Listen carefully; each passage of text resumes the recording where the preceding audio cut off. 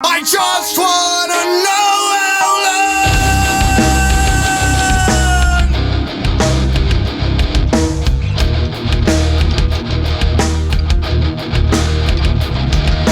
long. Hey, what's up, everybody? Dave back from AngerBox with my sidekick.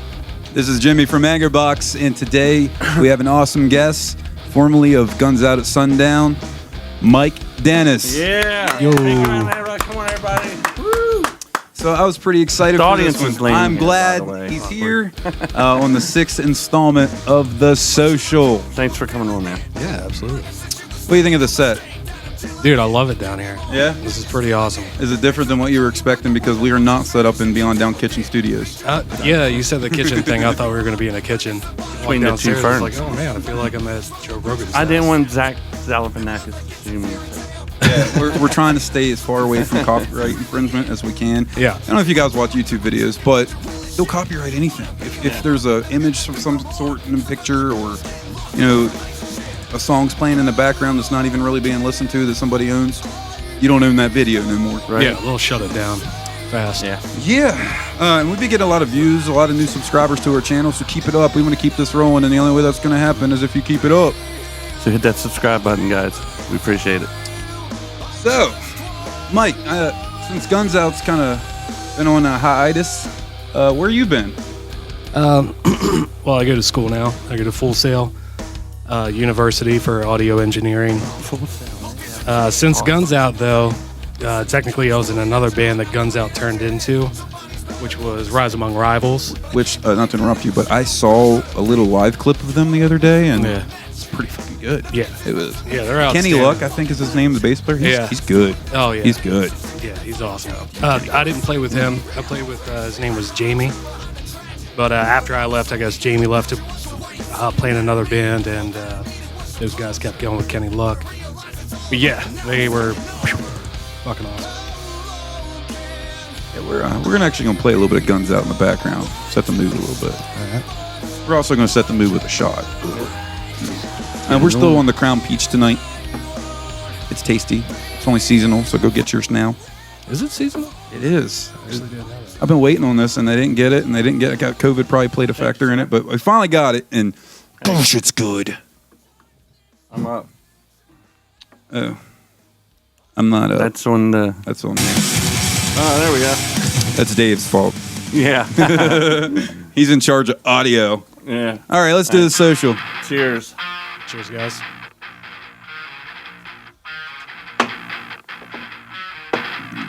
Woo! Tasty. I totally messed that up, but oh well. The show will go on. All right. So, me and you go back. We have some history together, but I'm going to let Dave have some fun with you because Dave loves his audio. He's been recording bands for years, and it's a blessing to be in a band with Dave because you're going to get some studio time whether you like it or not. That being said, that's what you're doing now. So, what's your gear? What are you using? Tell us how it's working. How's Full Sail? Tell us about it. So before Full Sail, I started messing around with recording stuff through PreSonus Studio One. Yes. Very familiar. And after starting Full Sail, we've used Pro Tools, Logic. I haven't used Ableton yet, but we have the download for that. You don't need it. Skip it. I haven't used it yet, but still Studio One is my... It's so intuitive. Studio One. It's amazing to use. Reaper. For the price, Reaper is... Yeah. Whenever we were in Guns Out, we used to run backing tracks for like bass hits and stuff. Nice. So we would run click tracks, so we had to keep perfectly on time. So when that bass hit or a sound effect or something that we couldn't reproduce with an instrument, we used Reaper. That's why for you that. guys played to a click all the time. Yeah. When we played with it, I was always wondering why you used to use the click. Yeah, I hated it. Yeah, I bet it's a pain in the ass. When it goes 100% right, it's right. It's when great. Song is wrong. Yeah, but when it's not, no. Right. Oh God. Have you any experience with Cubase? Cubase? Yeah, that's what I've been using for us and other bands. So I've watched people use Cubase. Our last couple of records that we did, the producer used Cubase, and it seems, and I keep in contact with him too because I ask him for like advice or things like that. And he's told me that Cubase is a little bit comparable to Studio One, where it's like very intuitive Yeah. and things It like is. that. That's why I use it, because I'm not very, it took a while, but I got it. Yeah, especially when you're learning on your own. That's how I did Studio One. Right. Like Full Sail has taught me Logic mostly. Because I'm Mac. Yeah, Yeah. because it's a Mac program. But other than that, Studio One. What's your favorite plugin? I got this one called Decapitator. Decapitator. Hold on. Sound Toys. Yeah, I think so. I think it's Sound Toys. Yeah, I have it. Yeah. That's a great plugin. Yeah, that's my favorite one to play with so far because you can add distortion to things. Right. So it almost mimics like a preamp Right. or something, especially vocals. With me, I like to do heavy vocals. Right. So I really want a hot preamp Right. going, but I don't have the money to spend on it right now. So I use plugins like Decapitator to do Well, that. maybe you have to come over and Yeah. jam yeah, out or absolutely. turn some knobs with me one day. Yeah, on Decapitator, you EQ it through distortion, which is weird. Right. Yeah, it's pretty cool. That's plugin. awesome, man. Yeah. Jim? What about, I know you're doing the mixing thing now, which I'm a fan of as well. But instruments, what's your go-to guitar, go-to gear? Go-to gear. I've always loved LTD and Schecter. Yeah. Me too. We like our Schecter and AngerBox. Yes, we do. LTD. I got on the LTD because Kirk Hammett used to play this black ESP. An LTD would be called an EC1000. I don't know what ESP would call it because I've never been able to afford that. But I was kind of stuck on ESP and LTD after that. But probably Schecter. I have a Schecter Hellraiser. It's my favorite guitar. Mine too. Yeah. Yep. That one. That's the ultraviolet one. Yeah? That ultraviolet one, yeah. Fuck yeah. So I'm going to bring up some of our history. Mike and I were in the desert together.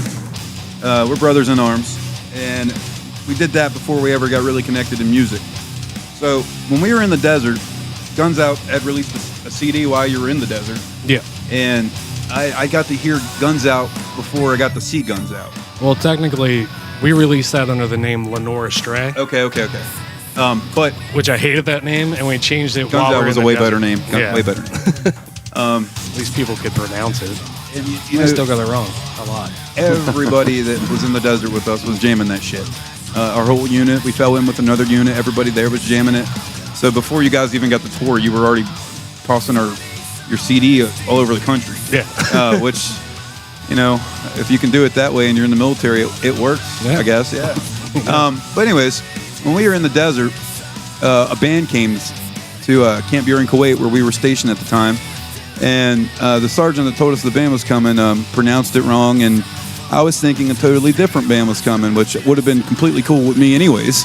The band that I was thinking was coming was Seven Dust, which bad fucking ass, Seven Dust. So I get to where the band was setting up to play, and I'm in one of the first front couple of rows. I got there early, and for being connected in music to Mike, I couldn't find him. I don't know where he was. Well, the band started playing, and it was not Seven Dust. It was Avenged Sevenfold. Well, geez. It was Avenged Sevenfold in the desert. That's awesome. Next thing I know, I look up on stage. There's Mike. Mike's working security for Avenged Sevenfold. I was doing a bad job at security, by the way. You were doing more watching than Yeah. like actually being secure. 100%, yeah. How'd you end up there, man? So right in front of that stage there's this big kind of like courtyard thing, I guess. And that's where like all your food stops are. Like Camp Buren, Kuwait's very, very nice. Been there forever, like Right. since Desert Storm, I think. So they have like a McDonald's, or no, they don't have a McDonald's there, do they? Yeah, they had a McDonald's there. Do they? Yeah, it was terrible. They had it wasn't like the cow patties that we're used to. Either way, like you had all these food stops you could go, and then they had picnic tables like laid up like right in the middle of it. And where what you call is a chew, where we used to sleep, we were like 100 yards away from the stage. It wasn't far at all. Yeah. So me and my buddy Adam Daly find out Avenged Sevenfold's coming. Man. Yeah. And we load up our assault packs with just a ton of water because we're going there early to sit there and wait. Right. Anyway, fast forward, this guy, Michael Boggs from Kaiser, comes up to me and he says, "Hey, man, you owe me one." I said, "Why's that?" He said because you just got picked to go do I forget what security detail it was that night or something. He's like, you were supposed to do that. I was in on the meeting, and I said, no, he's a big fan of this band. He wants to watch him. And they were like, yeah, fuck it. All right, put him on security then. Because they were also picking a security detail. At the same time, 10 people to, yeah. So he just walked up. I was there like hours early waiting for the band to start and got told I was doing security. You know, I always listened to Avenged Sevenfold and always been a fan. Probably one of the best modern bands out right now. I'd never realized their singer was like a giant. Yeah. Dude is tall. I'm not a little guy, but like when I looked up at this guy, you know, when you watch a music video of someone, you really don't get how big they are. This guy's huge. He's so much taller than me. And that's one thing that always stuck out, how big Avenged Sevenfold guy was. But on the other side of the same coin, the rest of the members are fucking tiny. Like they're all like 5'3" or 5'4". They're all like classically trained musicians, though, aren't they? Oh yeah, the guitarists are anyway. Yeah, before I even found out I was doing security detail, we were Right. sitting there, and Sinister Gates was just doing his shit after setting up, kind of doing his Right. own sound check, Right. just jamming. And it was me and Adam Daly. We were just sitting there on these picnic tables, like nobody else is paying attention to what's going on. Right. Well, we are. And it's just Sinister Gates up there, and he's just shredding, going Yeah. through scales, going through like his warm-ups It's and amazing stuff like how that. well, yeah. True. Yeah. Incredible. And Makes me wanna cry. I pissed next to the fucking lead singer right before the show. We shared a urinal conversation. Is that good small talk? No, it was. Imagine an awkward small talk, only it's a famous guy, so it's way more awkward. So when we got to come home on leave together when we were in the desert, and just fortunate enough that we were able to book a show together while we were on leave, which was really cool. I was in Dookie at the time, and the Emperors played the show with us as well. Oh yeah, Rest in peace, Harold. yeah. And that show ended up being a hit for both bands. And at that point, that was the first time I got to see Guns Out at Sundown live. It was freaking awesome. That was with the Travis singing. I didn't know what to expect. And Dookie kind of had its own show. You always wonder how the other bands are going to fall in around your show.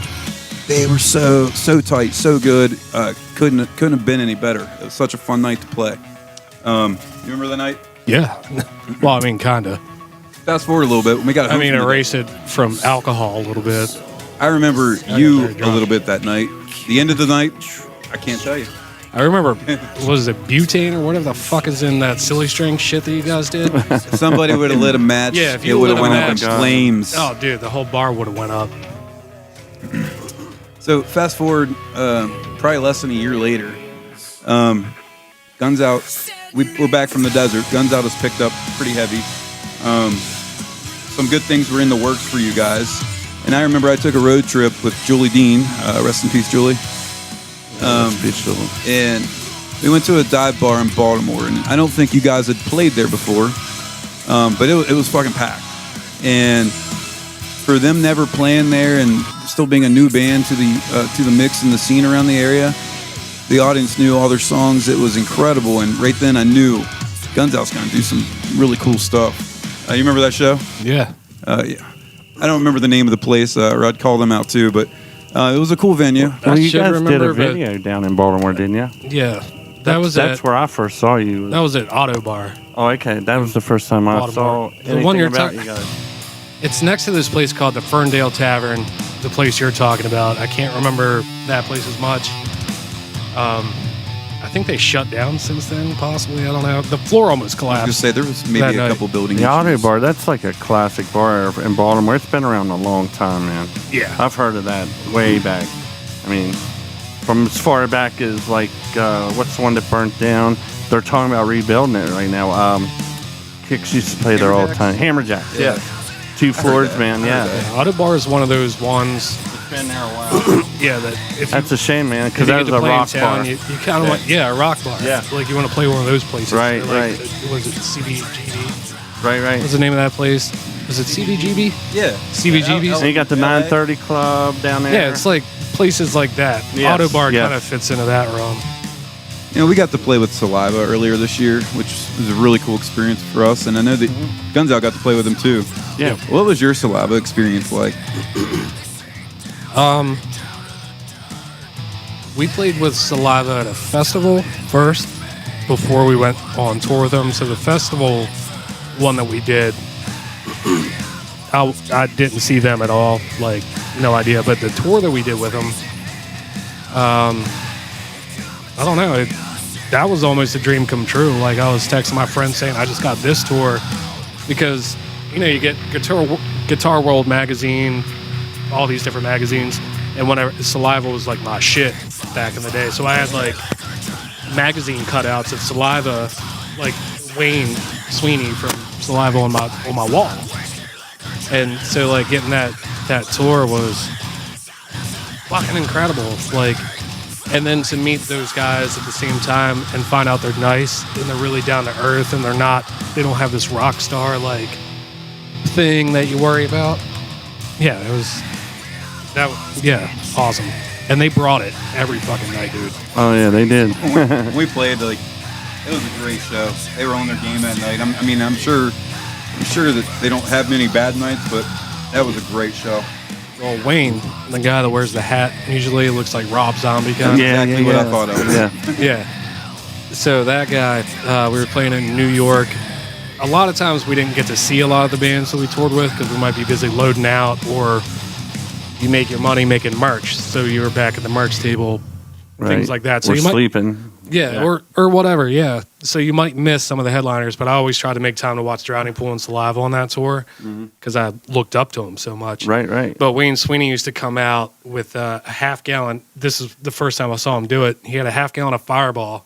He took it out on stage with him in New York, I think Rochester, and drank the entire fucking bottle by the end of the night. I don't know if it was him. I didn't pay attention, but he brought an empty bottle back. Oh, So Jesus. that whole bottle was gone. And I forget where the next show, we had a day off, and then we had another show, and Wayne was at the next show backstage talking about shitting himself. Whenever he came off stage, or he didn't shit himself, he was like, oh my God, man, like I had to rush off stage. I really thought I was going to shit myself. And what was funny is the Drowning Pool guys were back there too. And I forget which one of them said something. It's like, I almost shit myself at that show too. Like all these bands that you look up to talking about shitting themselves on stage. Yeah, for us, they came up to me, the guitar tech. They needed a preamp, and all I had was my pod. He goes, "Can I borrow it?" And I had my spare with me. Yeah. So I gave him my Line 6 Pod 500, and it needed for some kind of effect, but I don't think he ended up using it. But he left it there. And then I'm like waiting at the end of the night, so I got to meet the guitar player. He thanked me, but at the end of the night, they like kind of shoot him off and whisked him right out the door to the bus. So yeah. So it's kind of quick. for Their us. tour manager really just try and push him like, hey, you guys gonna fucking, you got tomorrow, you got this coming up, so let's go. Right. And I understand that, I can imagine, There was a band that played with us on the bill with that night. They were called the Bad Mother Trucker. Yes, I don't know if you ever heard of those guys. Shout out to you guys. They were fucking rowdy. They were good. Yeah. Badass A name. lot of old time. I remember you, Stoner. Metallica. Shout out to you. Old school Metallica. Yeah. Yeah. They were yeah. good, man. They Yeah. were solid. You ever get the chance to see Bad Mother Trucker? Check them out. Fucking nice. Are we gonna do a shot there, Jimmy? Let's Yeah, I get got it ready. social Let's in. do another one. We got the social going on here. This time I'll try to do it right. Too much going on, guys. I was going to hand you that one. I'm No, you're responsible for too much. Cheers, guys. Cheers.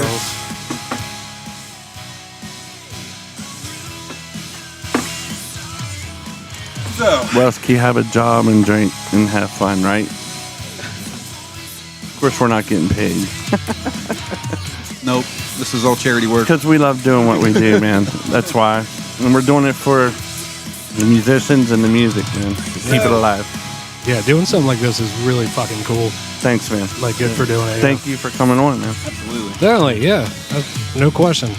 So there's kind of a stigma that's been going around here in this area for as long as I've been playing in this area. And Getting I put on wanted the spot. Yes. I wanted to ask you specifically this question because you've had experience playing all over the country, playing with different kinds of venues, playing with different bands of different levels of popularity. And you know, this area specifically, and I'm not down on anyone, I'm just wanting to have a conversation here. What is up with the $5 cover charge around here? It's been $5 at the door since I started playing bars at 14 years old. How can we fix this? How do we change it? And you know, I'm not saying this for the band to get directly that money, but everything else around us has gone up in price. Everything. And you know, a lot of the musicians that play locally put their hearts into it every weekend. And you know, a lot of them don't care about the money, and $5 at the door goes to whoever. But I think as a community, we owe it to give the musicians the same respect that we give everything else that we take for granted. Yeah, I agree. So in your opinion, how do we fix $5 cover at the door? All right. Well, I mean, I guess I got a couple thoughts on the $5 cover. We would do a $5 cover because we wanted to try and fill the room. Okay. So like everybody's kind of got $5 on them. Like, what's your excuse after that? Yeah, we're not charging you $20 to get in. We're charging you $5. Come see us, because that's how you kind of build. And even if it's not your direct friends that come, maybe it's people from the outside that say, "Oh, it's only $5. Let's go check it out." And you get those two people, and then those two people tell two people, and then, you know what I mean? So I think keeping cover charges low is probably nice on that aspect, but bands do have to get paid more, to be honest, because your cover charge is matched off of your guarantee. That's how ticket sales go. So if you got a big band that's charging $40,000 to be there, the venue has to do the math and say, here's how much we need to charge to I'd get like to add that you couldn't have said that any better. What? Ticket prices. What'd I say? I don't ticket listen to prices are based off what your flat fee is. Yeah. And it's not your job to figure out the ticket price. It's Right. the venue's job Yeah. to figure out the ticket price. Yeah. So if a band comes in there with a flat fee and maybe you're worried that you won't get that flat fee back at the door, we don't just keep charging $5 just to get people there, because I love this ultimately, song, by the way. this is a badass song. This is a badass song.